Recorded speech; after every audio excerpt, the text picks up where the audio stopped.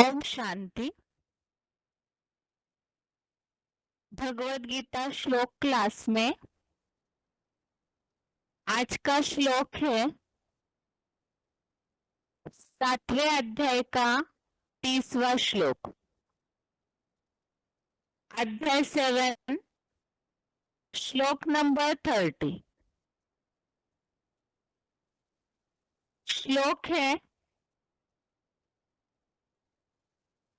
आधिभूतादि दैवम माम साधि यज्ञम च ये विदुः प्रयाण काले तीच माम ते विदुः युक्त चेतसः। श्लोक दोबारा।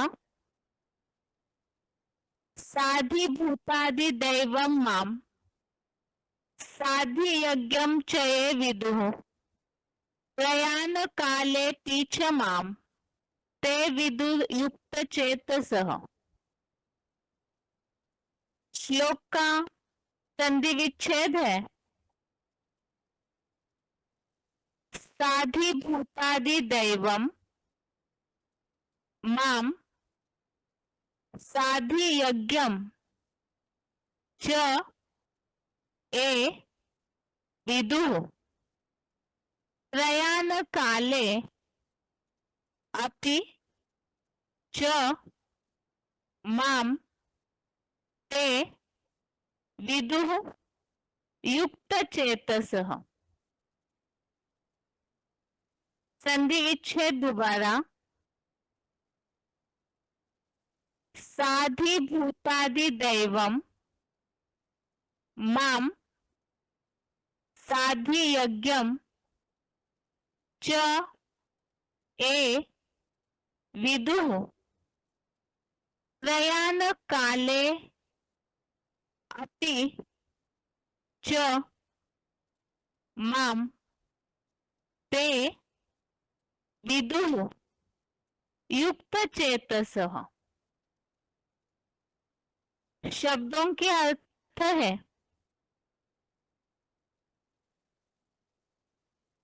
ए अर्थात जो,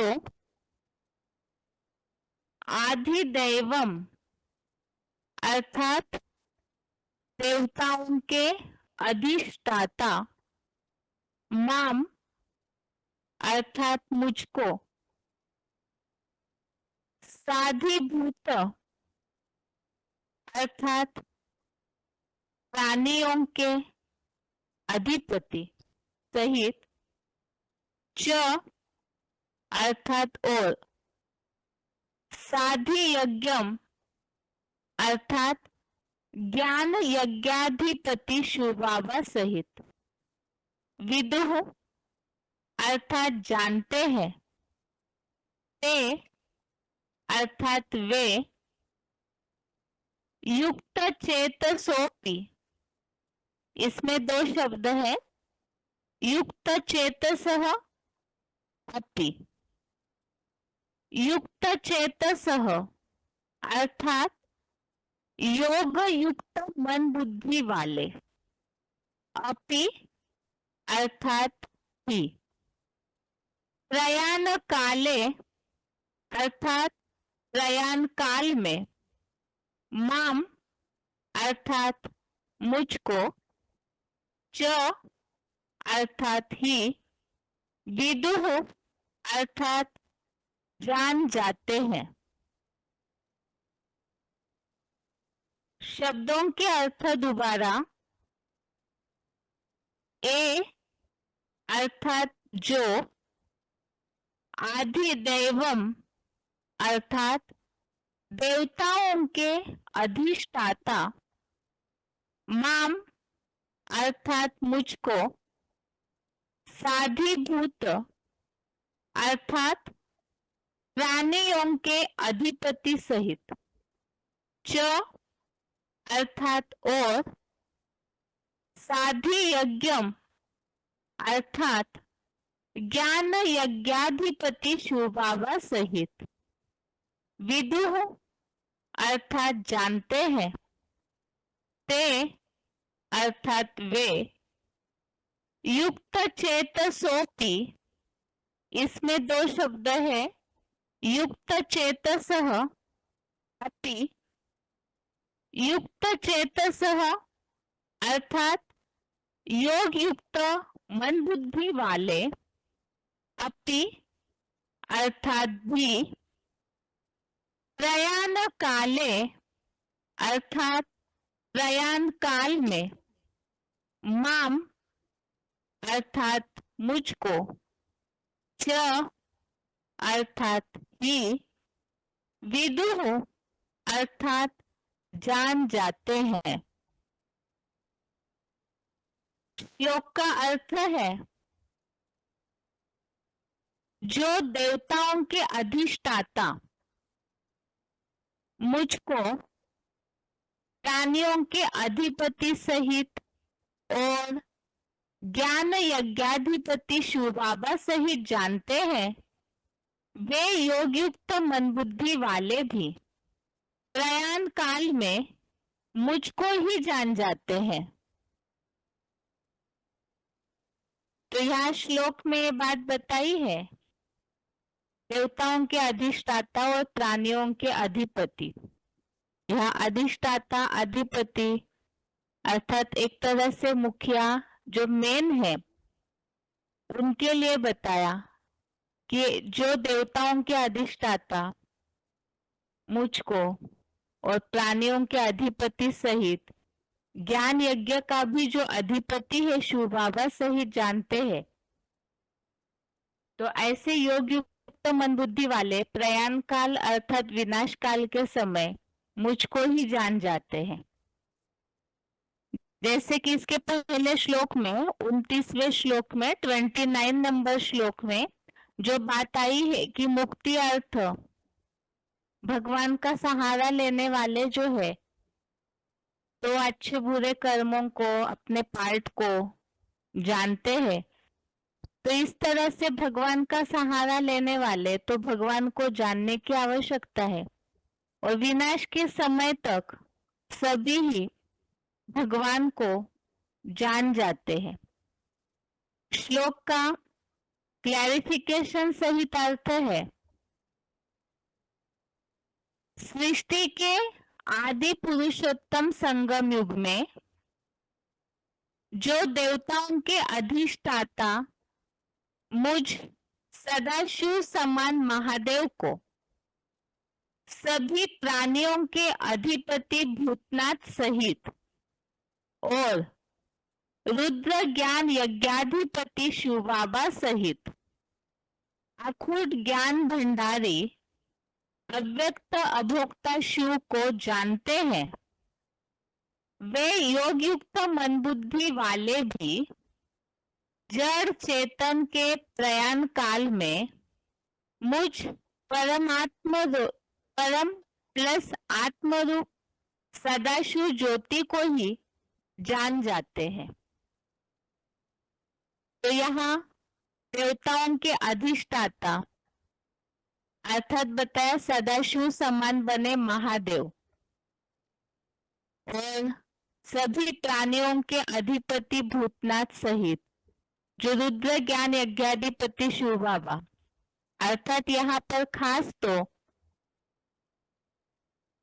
जो भगवान का मुकर्रर तन के द्वारा पाठ चलता है, जिनके द्वारा शिव बाबा प्रत्यक्ष होते हैं, तो यहाँ पर भगवान को जानने की बात आई और विनाश के समय तक तो सभी ही प्रयाण काल में मुझको ही जान जाते हैं, इस तरह उल्लेख आया।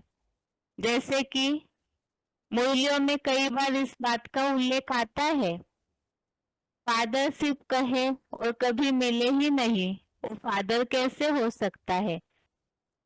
तो भगवान तो सभी आत्माओं के ही पिता है, इसीलिए विनाश के अंतिम समय तक सभी आत्माएं भगवान को जान जाते हैं। श्लोक में जो यहाँ उल्लेख आया है कुछ शब्दों का, जैसे कि अधिपति, अधिष्ठाता, इस तरह के और भी जो ये शब्द जो आए हुए हैं, यज्ञाधिपति। तो ऐसे शब्दों के बारे में ही ये 7वें अध्याय का अंतिम श्लोक है। और यहाँ तो भगवान ने ये बात बताई है कि ये जो अधिष्ठाता है देवताओं का, प्राणियों का अधिपति है, उनको सब जानते हैं। तो अर्जुन को इन सब के बारे में जो प्रश्न निर्माण हुआ है, तो 8वें अध्याय का पहले श्लोक में, अध्याय 8 श्लोक नंबर 1 में उसके बारे में ही अर्जुन ने भगवान से पूछा है कि ये कर्म क्या है, प्राणियों का अधिपति किसको कहते हैं, इस तरह के प्रश्न पूछे हैं। और उनके जवाब ही आगे के श्लोक में, जैसे कि 8वें अध्याय के 4थे श्लोक में दिया हुआ है। तो वैसे भी ये 7वें अध्याय का अंतिम श्लोक आज हम पढ़ रहे हैं। आगे 8वां अध्याय शुरू होगा। तो आखिर किन्हें अधिपति कहा है, अधिष्ठाता कहा है, और इसके बारे में अर्जुन के प्रश्न पर भगवान ने क्या जवाब दिया है, तो उसे हम 8वां अध्याय पढ़ते समय समझेंगे ही। तो उसी हिसाब से यहाँ ये 2 श्लोक, 8वें अध्याय का पहला और चौथा श्लोक रेफरेंस के रूप में लिया हुआ है। तो श्लोक का तो सार खास यही है, जैसे 29वें श्लोक में बताया है कि मुक्ति के अर्थ सब भगवान का जो सहारा लेते हैं।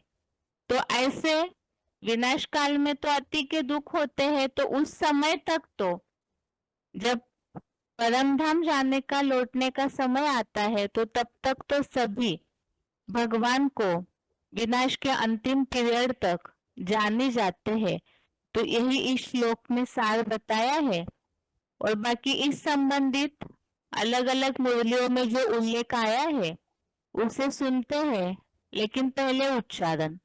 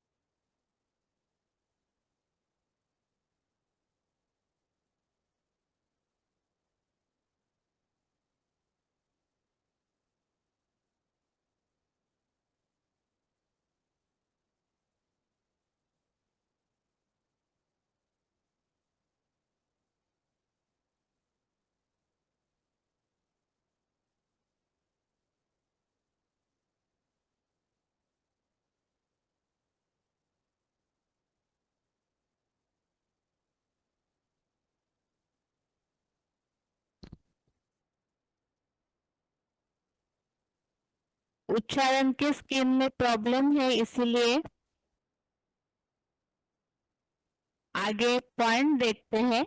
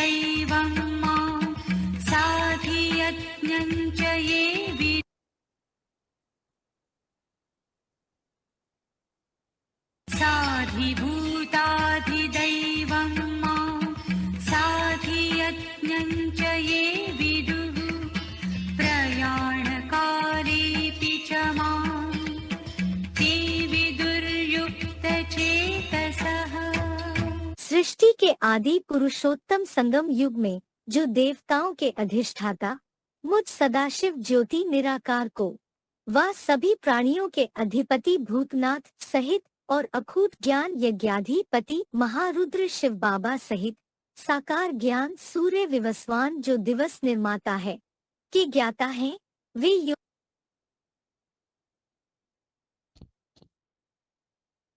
योग युक्त मन बुद्धि वाले भी प्राणी मात्र के महाप्रयाण काल में मुझ परम प्लस आत्मरूप सदाशिव ज्योति को ही जान जाते हैं।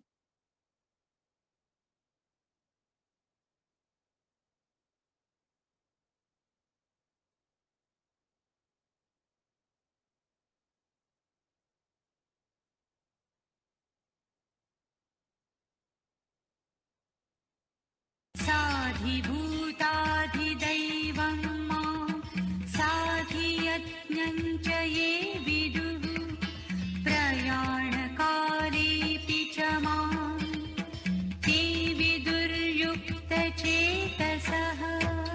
सृष्टि के आदि पुरुषोत्तम संगम युग में जो देवताओं के अधिष्ठाता मुझ सदाशिव ज्योति निराकार को व सभी प्राणियों के अधिपति भूतनाथ सहित और अखूट ज्ञान यज्ञाधिपति महारुद्र शिव बाबा सहित साकार ज्ञान सूर्य विवस्वान जो दिवस निर्माता है कि ज्ञाता है, वे योग युक्त मन बुद्धि वाले भी प्राणी मात्र के महाप्रयाण काल में मुझ परम प्लस आत्मरूप सदाशिव ज्योति को ही जान जाते हैं।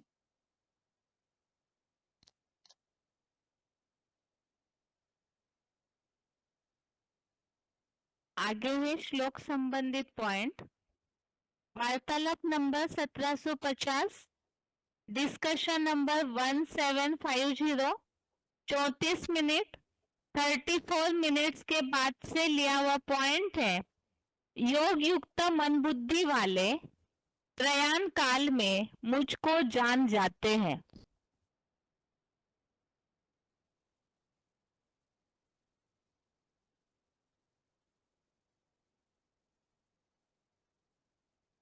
बाबा, हाँ जी, जो तुम बच्चे हैं वो सब साकार में निराकार को मानते हैं और जानते हैं, लेकिन भगवत गीता में लिखा बाबा कि योग युक्त मन बुद्धि वाले भी कल्पांत में ब्रह्मलोक जाने के समय मुझको जान जाते हैं।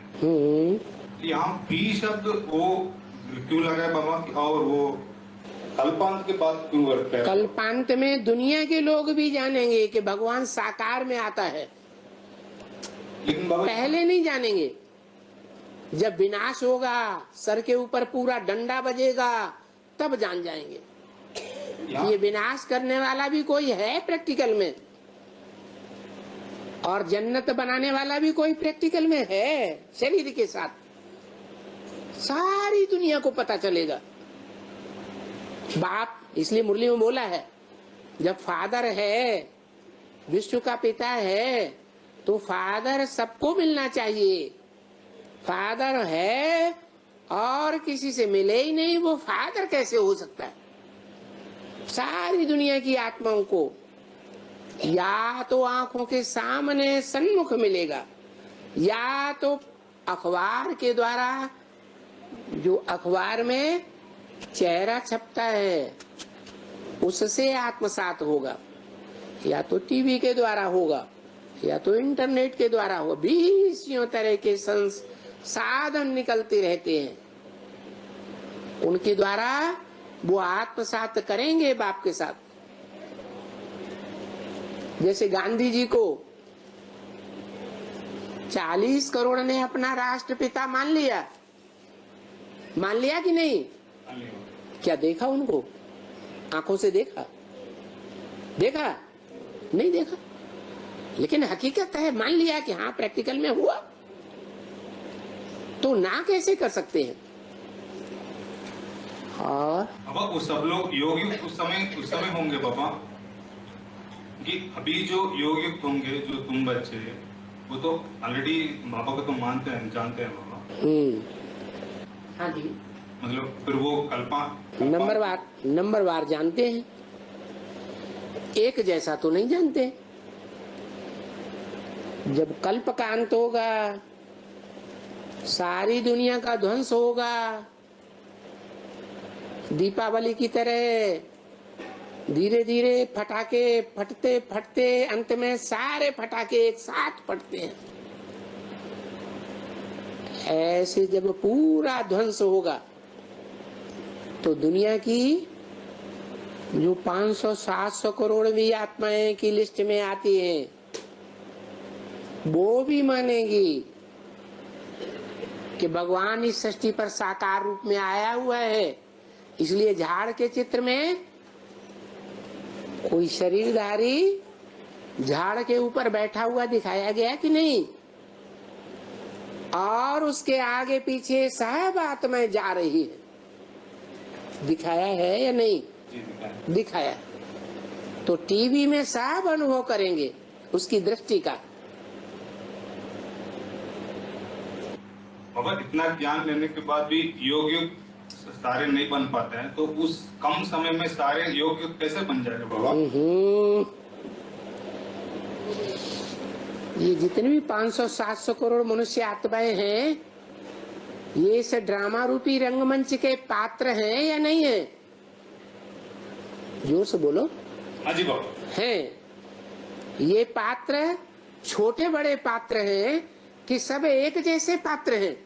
छोटे बड़े अलग अलग। जो जितना बड़ा पात्र है वो उतनी ही बड़ी ज्ञान और योग की शक्ति को परमपिता परमात्मा से धारण करता है। जो जितना छोटा पात्र है उतनी कम शक्ति को धारण करता है। इसलिए भक्ति मार्ग में कह दिया है परमपिता परमात्मा सर्वव्यापी है। अरे परमपिता परमात्मा सर्वव्यापी नहीं है, उसकी जो शक्ति है योग शक्ति वो सब में व्यापक है। हर आत्मा में वो नंबरवार शक्ति भरी हुई है। पेड़ पौधों में भी वो शक्ति है, जीव जंतुओं में भी वो शक्ति है, मनुष्यों में वो शक्ति है,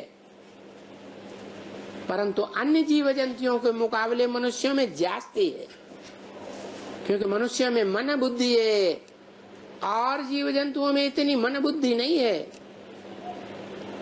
नहीं समझ में आया? समझ में आया। हाँ जी।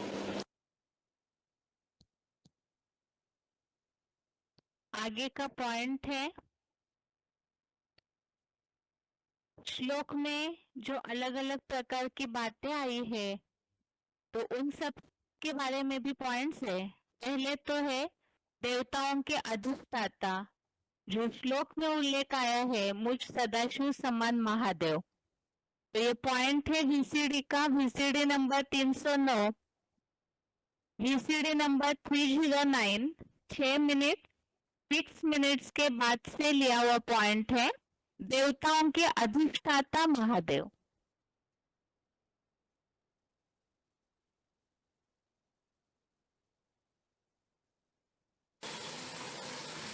अरे देवताओं से भी कोई ऊंचा होता है? जो देवताओं का भी अधिपति है, महादेव कहा जाता है, जिससे कोई बड़ा देवता होता नहीं है, उससे भी कोई ऊंचा हो सकता है? हो सकता है, क्योंकि मनुष्य सुधरता है तो देवता बनता है, मनुष्य बिगड़ता है तो राक्षस बनता है। जो देवता बनते हैं वो नंबरवार देवता हैं। कोई ऊंची कोटि के देवताएं हैं 16 कला संपूर्ण, कोई कलातीत स्टेज को पाते हैं। जो कलातीत स्टेज को पाने वाला है उसका नाम रख दिया महादेव। आगे का पॉइंट है,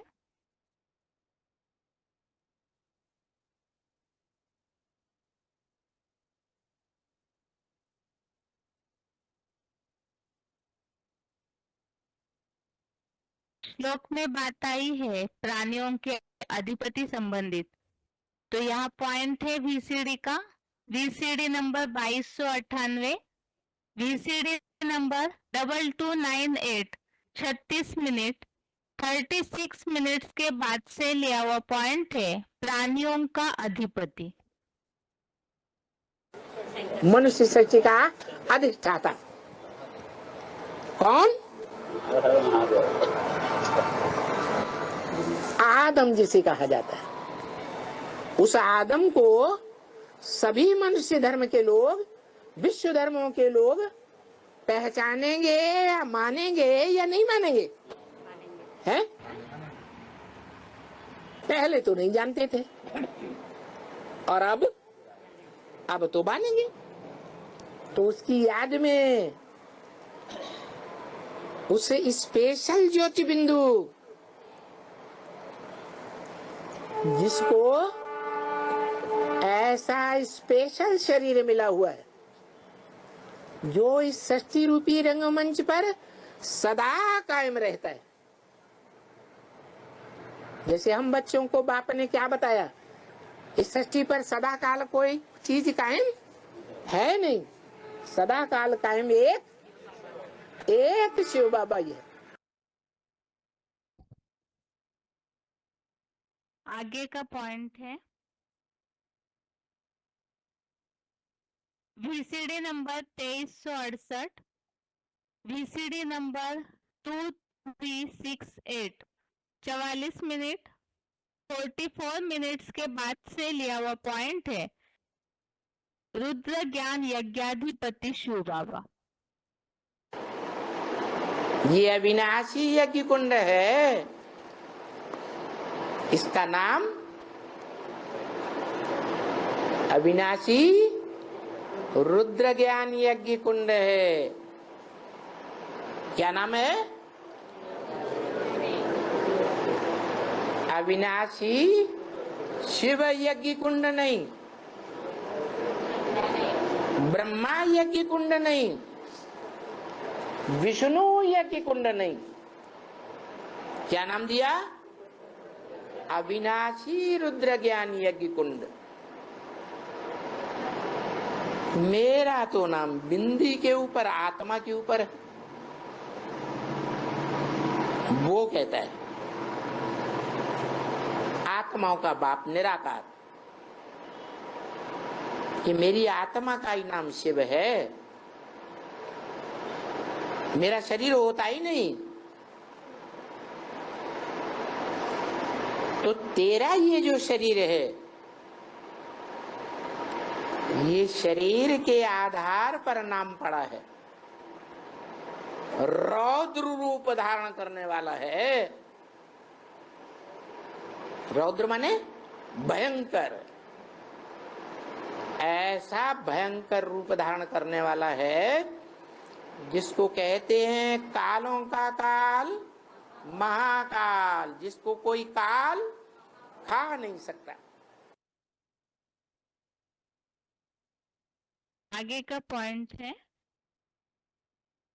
वीसीडी नंबर 2391, वीसीडी नंबर 2391, 1 घंटा 20 मिनट 1 आवर 20 मिनट्स के बाद से लिया हुआ पॉइंट है रुद्र ज्ञान यज्ञाधिपति।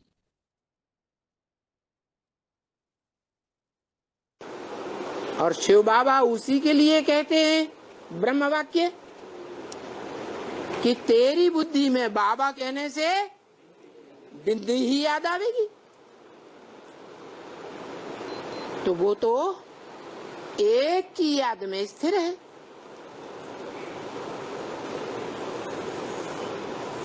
उसके नयनों में कौन बसा हुआ है? शिव बाप ज्योति बिंदु।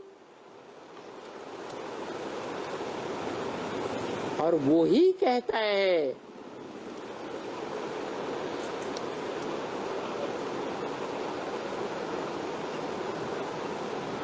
जो यज्ञ कुंड का अधिष्ठाता है, वो ही कहता है रुद्र ज्ञान यज्ञ कुंड का अधिष्ठाता कौन है?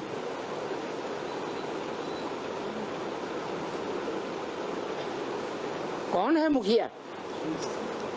अरे जिसके नाम पर यज्ञ का नाम पड़ा, रुद्र, रौद्र रूप धारण करने वाला।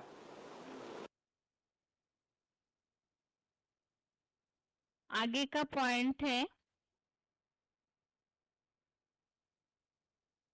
जो श्लोक में उल्लेख आया है अखूट भंडारी अव्यक्त अभोक्ता शिव, तो उसके बारे में पॉइंट है VCD नंबर 2368, VCD नंबर 2368, 1 घंटा 33 मिनट 1 आवर 33 मिनट्स के बाद से लिया हुआ पॉइंट है अखूट ज्ञान भंडारी। वो शिव बाप क्या कहते हैं, मैंने कोई ज्ञान का पॉइंट अपने पास छुपा के नहीं रखा, मैंने सारा ज्ञान तुम बच्चों को दे दिया, अखूट ज्ञान का भंडार दे दिया। भले उसके लिए ये गायन है कि उसके पास ऐसा अखूट ज्ञान का भंडार है जो कभी खूटता ही नहीं, कोई सारा का सारा अखूट भंडार उठा ले जाए तो भी अखूट बचता है। ये शास्त्रों में गायन है, पूर्णमिदं पूर्णमदः पूर्णात् पूर्णम युदच्यते पूर्णस्य पूर्णमादाय तो भी पूर्णेवावशिष्यते। उस पूर्ण में से कोई पूरा ही उठा ले तो भी पूरा ही बचता है। वो ज्ञान का अखूट भंडार है, लेकिन उस ज्ञान के आधार पर जो योग लगाने की कला सीख लेता है वो संपूर्ण योगी बनता है। आगे का पॉइंट है VCD number 842, VCD number 842, 22 minute 22 minutes के बाद से लिया हुआ पॉइंट है अभोक्ता शिव।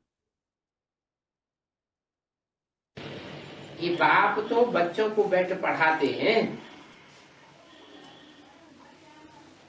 सिर्फ पढ़ाई पढ़ाने आता है, बच्चों से कुछ लेने नहीं आता। बच्चे जो कुछ भी करेंगे वो अपने लिए करेंगे, बाप किसी का कुछ लेने वाला नहीं है। नहीं इनकी कोई तमन्ना है किनकी, बाप इस दुनिया में आते हैं बच्चों से कुछ लेने के लिए आते हैं क्या? नहीं, बाप तो अभोक्ता है, वो कुछ भोगने वाला तो है नहीं, उसकी कोई इच्छा भी नहीं है। जो इच्छा मात्रम अविद्या है वो हमको भी इस दुनिया में आकर इच्छा मात्रम अविद्या बनाने के लिए आता है।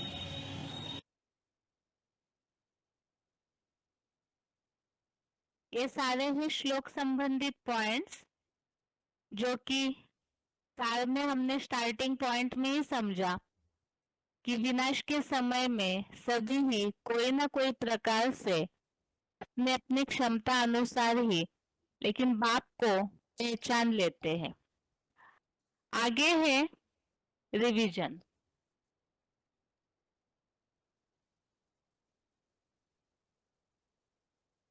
सोमवार श्लोक टेस्ट के हिसाब से श्लोक है 6वें अध्याय का 5 से लेकर 8 तक श्लोक, अध्याय 6 का श्लोक नंबर 5 से श्लोक नंबर 8 तक, और 7वें अध्याय का 30वां श्लोक जो आज पढ़ा है हमने अध्याय 7 का श्लोक नंबर 30।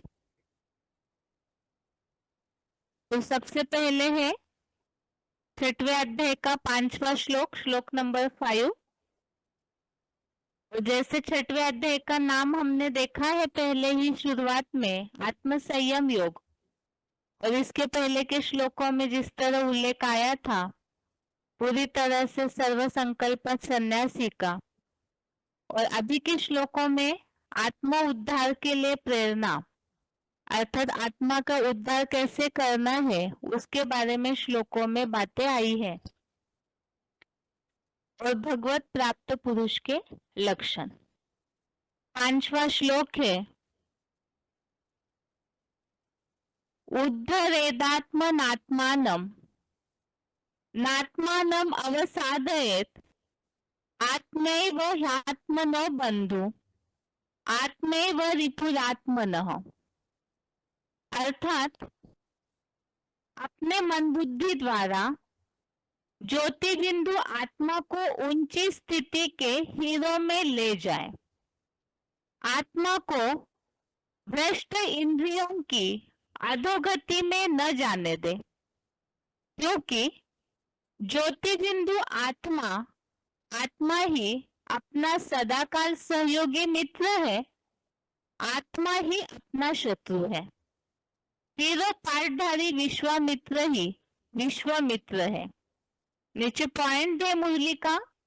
मुरली तारीख 21 मार्च 1967, मुरली डेट 21 मार्च 1967।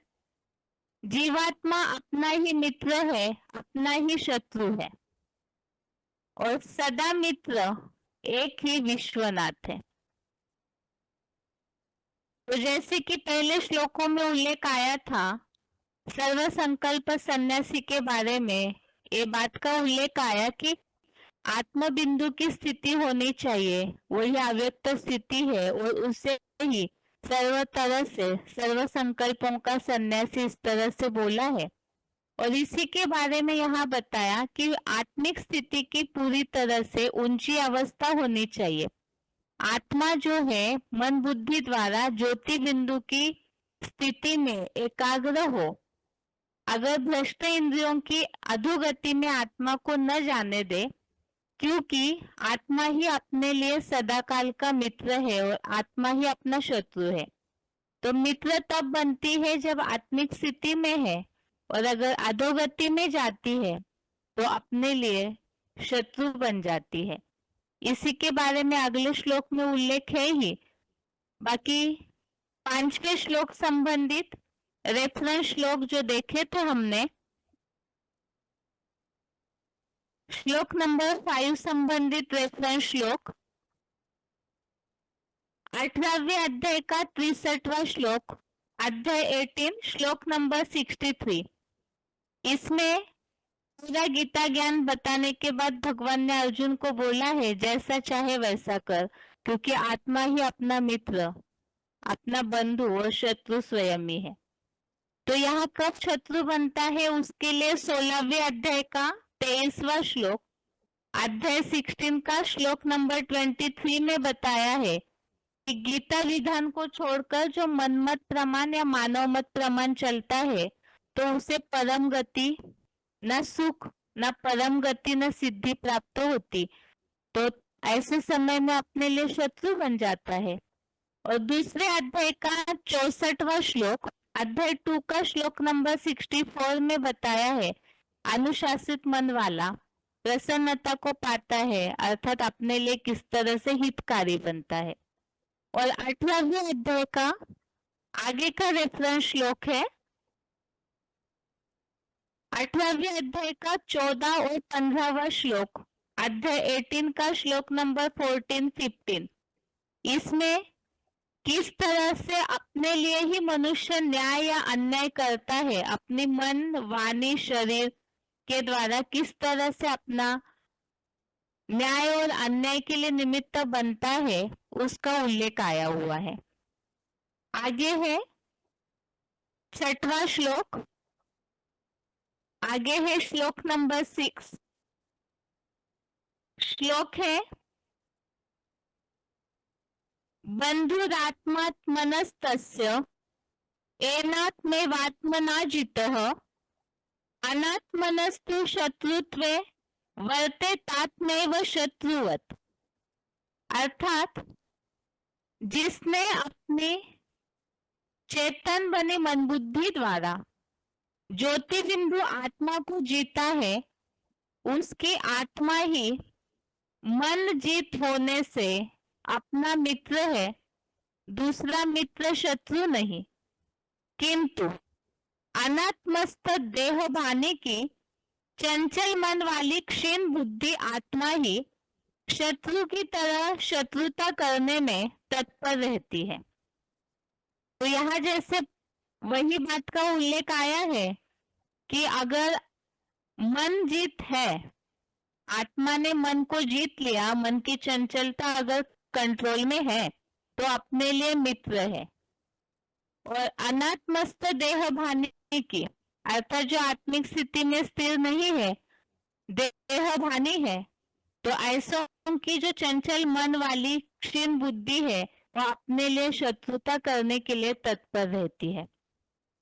और जैसे हमने इसके पहले श्लोक पढ़े हैं, बेसिक कोर्स में भी इन श्लोकों का जिस तरह उल्लेख देखा है, तो उसमें यही बात खास करके आज की दुनिया की जो हालत है उसका कारण मानसिक टेंशन, बीमारियां या असफलता जीवन में आने का मूल कारण है, जो कि भगवत गीता के इन 2 श्लोकों में ही बता दिया है कि आत्मा अगर मन बुद्धि एकाग्र है, आत्मिक स्थिति में है, मन जीत है, तो अपने लिए मित्र है, और चंचल मन है, देह भान है, तो उसके कारण अपने लिए ही शत्रु बन जाते हैं।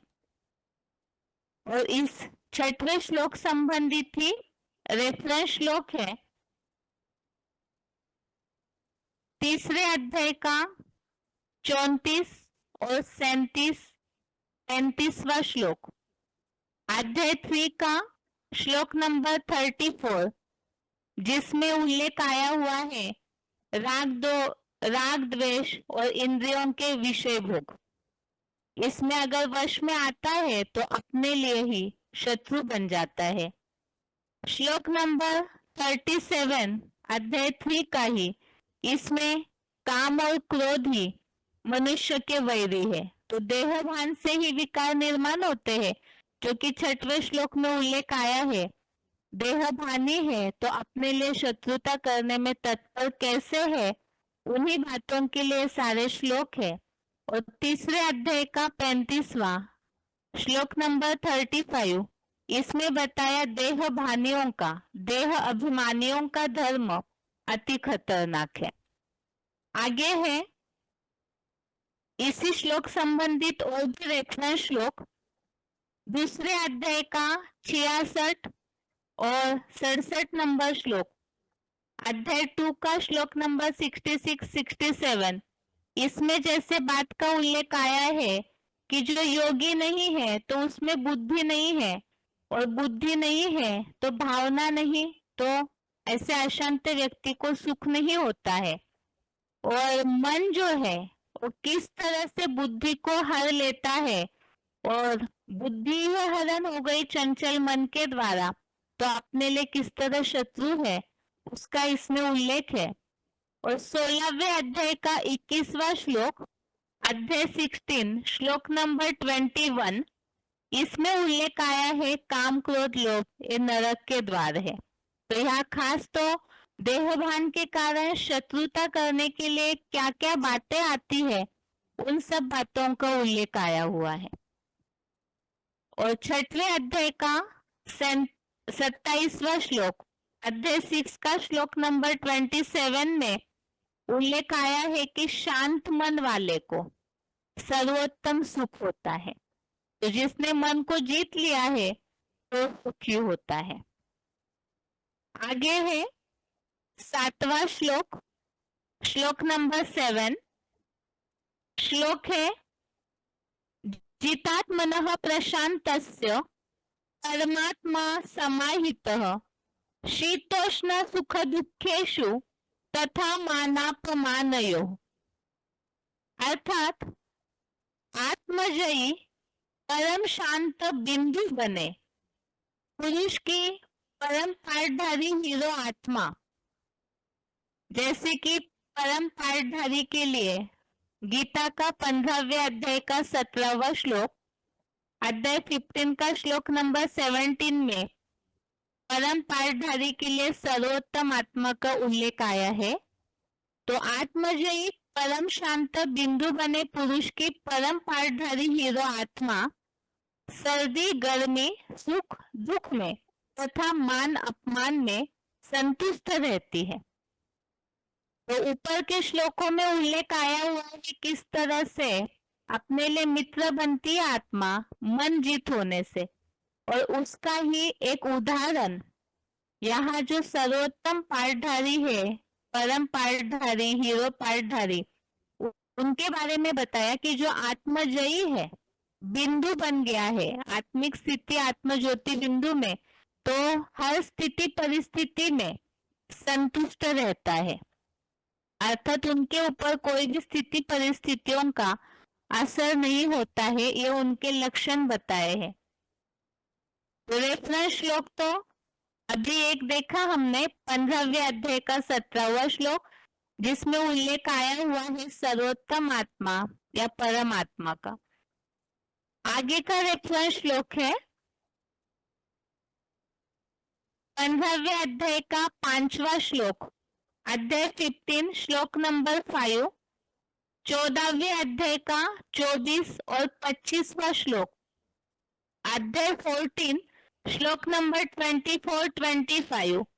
इन सारे ही श्लोकों में सुख दुख में समान, द्वंद्वों से विशेष मुक्त, निंदा स्तुति में एक समान, इन सब बातों का उल्लेख है। आगे के रेफरेंस श्लोक है 12वें अध्याय का 13, 14, 18, 19, अध्याय 12 का श्लोक नंबर 13, 14, 18, 19। इन सारे ही श्लोकों में जो 7वें श्लोक में उल्लेख है समान रहती है जो आत्मा हर स्थिति परिस्थितियों में, तो उन्हीं सब बातों का उल्लेख इन श्लोकों में आया हुआ है। आगे का रेफरेंस श्लोक है दूसरे अध्याय का 15वां श्लोक, अध्याय 2 श्लोक नंबर 15, दूसरे अध्याय का ही 38वां, 14वां और 48वां श्लोक, अध्याय 2 के ही श्लोक नंबर 38, 14, 48। और इन सारे ही श्लोकों में ये जो स्थिति परिस्थितियां है, सुख दुख, मान अपमान, लाभ हानि, जय पराजय, इन सब बातों के बारे में ही उल्लेख आया हुआ है। एक तो ऐसी स्थिति में समान रहने वाला अमरत्व के लिए योग्य बनता है, दूसरा उल्लेख आया है कि ये सब बातें जो है सुख दुख परिस्थितियां आने जाने वाले हैं, और इसमें समान रहने के लिए ही समत्व ही योग कहा जाता है। इन सब बातों का इसमें उल्लेख है। आगे है 8वां श्लोक, श्लोक नंबर 8, श्लोक है ज्ञान विज्ञान त्रितात्मा कूटस्थ विजितेन्द्रियः युक्त इत्युच्यते योगी समलोष्टाश्म कांचनः। अर्थात शिव के ज्ञान प्लस विशेष ज्ञान अर्थात योग से तृप्त आत्मा, परम ब्रह्म के ऊंचे शिखर पर स्थिर, विशेष कामेंद्रिय को भी जीतने वाला, मिट्टी, पत्थर, स्वर्ण आदि में समान भाव वाला योगी योगनिष्ठ है, ऐसा कहा जाता है। ऐसे अलोलित का योगक्षेमम वहाम्यहम्, गीता का 9वें अध्याय का 22वां श्लोक, योगक्षेमम वहाम्यहम्, ये उल्लेख है अध्याय 9 श्लोक नंबर 22। तो इस श्लोक में खास बात आई है कि जिसने ज्ञान और योग के आधार से अपनी आत्मा को भरपूर कर लिया है और उस आधार से शिखर पर स्थिर, तो यहाँ कोई स्थूल में कोई पहाड़ पर जाने की बात नहीं, तो ज्ञान योग के आधार से ऐसी पराकाष्ठा से ऊंची स्टेज जिसने बनाई है, तो वो इंद्रियों को विशेष रूप से जो जीतने वाला है, उसके लिए इस दुनिया की सारी चीजें समान दिखती है। तो मिट्टी, पत्थर, स्वर्ण आदि में समान भाव वाला, अर्थात कोई भी स्थिति परिस्थितियां हो, कैसी भी वस्तुओं की प्राप्ति हो या न हो, लेकिन जो योगनिष्ठ है, योग की पराकाष्ठा की अवस्था में पहुंचा हुआ है, तो उनके ऊपर कोई भी वस्तु प्राप्य या अप्राप्य, प्राप्त हो या न हो, उन सब बातों में ही वो समान होगा। इसके लिए बताया है योगक्षेमम वहाम्यहम्, क्योंकि जो ऐसे योगी हैं उनका भार स्वयं भगवान ही वहन करते हैं। तो ऐसी योग निष्ठा आत्माएं सब परिस्थितियों में, वस्तुओं में भी समान रहती है। तो एक तो श्लोक हमने देखा 9वें अध्याय का 22वां श्लोक। आगे के रेफरेंस श्लोक है एक तो 14वें अध्याय का 24वां श्लोक, अध्याय 14 श्लोक नंबर 24। इसमें भी इसी प्रकार उल्लेख आया है, मिट्टी पत्थर सोने में समदृष्टि। और 5वें अध्याय का 3रा और 7वां श्लोक, अध्याय 5 श्लोक नंबर 3 श्लोक नंबर 7, इसमें भी इन्हीं बातों का उल्लेख आया है। द्वंद्व रहित जो है वो कर्म बंधन से छूट जाता है। और यहाँ जो जितेंद्रिय है, विशेष रूप से योग युक्त, और सब में आत्मभाव वाला। आगे के रेफरेंस श्लोक है 5वें अध्याय का 20वां श्लोक, अध्याय 5 श्लोक नंबर 20। इसमें भी समान रहने की स्थिर बुद्धि की बात आई है।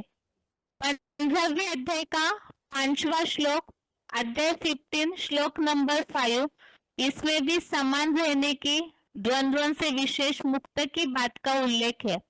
और दूसरे अध्याय का 57वां श्लोक, अध्याय 2 श्लोक नंबर 57, इसमें उल्लेख आया हुआ है कि जो इस तरह से पूरा बैलेंस वाला है, सब ओर से स्नेह रहित और शुभ अशुभ को पाकर न आनंदित होता न द्वेष करता, वो स्थिर बुद्धि वाला है। तो इस तरह से ये श्लोक टेस्ट के हिसाब से 6वें अध्याय का 5वें से लेकर के 8वें श्लोक तक के सारे श्लोकों की रिवीजन, और इसके अलावा आज का श्लोक 7वें अध्याय का 30वां श्लोक वो अभी अभी पढ़ा है, इसलिए एक बार केवल उसको पढ़ते हैं। 30वां श्लोक है श्लोक नंबर 30 7वें अध्याय का, साधि भूतादि दैवम माम साधि यज्ञम चये विदुः प्रयाण काले च माम ते विदु युक्त चेतसः। अर्थात सृष्टि के आदि पुरुषोत्तम संगम युग में जो देवताओं के अधिष्ठाता मुझ सदाशिव समान महादेव को सभी प्राणियों के अधिपति भूतनाथ सहित और रुद्र ज्ञान यज्ञाधिपति शिव बाबा सहित अखुट ज्ञान भंडारी अव्यक्त अभोक्ता शिव को जानते हैं, वे योग युक्त मन बुद्धि वाले भी जड़ चेतन के प्रयाण काल में मुझ परम प्लस आत्मरूप सदाशिव ज्योति को ही जानते हैं। तो श्लोक संबंधित पॉइंट्स तो हमने श्लोक समझने के लिए अभी अभी समझे हैं। इस तरह से ये सोमवार श्लोक टेस्ट के हिसाब से श्लोकों की रिवीजन हो गई। इसके साथ ही आज के लिए गीता क्लास यहाँ पूरा होता है। ओम शांति।